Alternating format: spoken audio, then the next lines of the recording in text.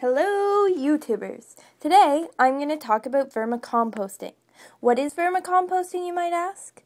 Well, it's composting with worms, specifically red wigglers.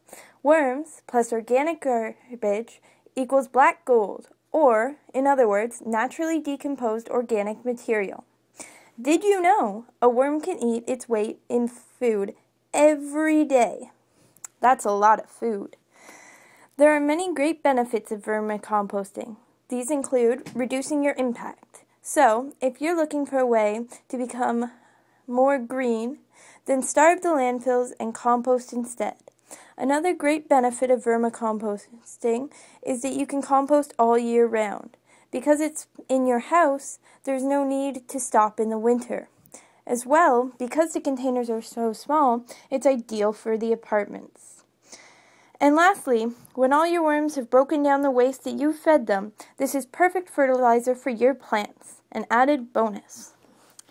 However, there are a couple things you should know about your worms before you start. Unlike humans, worms collect water through their skin. This makes it important for their habitat to have just the right amount of moisture. Too much moisture will make them uncomfortable, and too little moisture will make them too dry.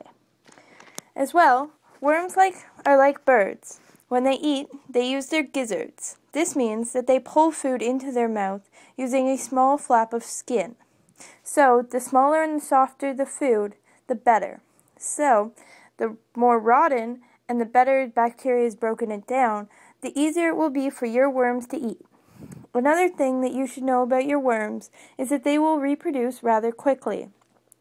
One egg will take only 3 weeks to hatch and then produce 20 young worms.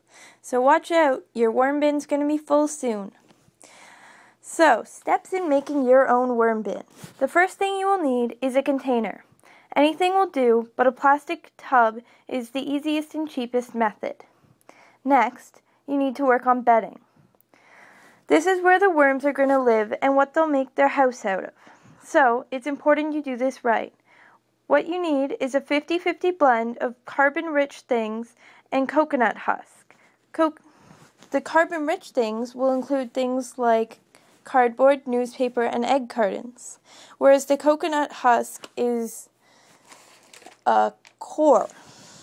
The next thing that you need to consider is what you're going to feed your worms. Some things are better than others, and the worms will enjoy better. So the worms will eat your organic garbage or your kitchen scraps. Things like fruits, vegetables, coffee grinds, tea bags, and eggshells. However, there are a couple things that worms don't particularly like as much, but you can still feed them in small amounts. This is things like acidic things such as oranges and onions, as well as things like pastas and breads.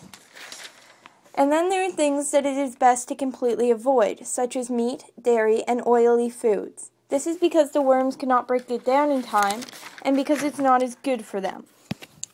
And your last step is simply to add your little composters and let them eat away. I hope this video was useful. If you have any questions, why don't you use the reference sites provided?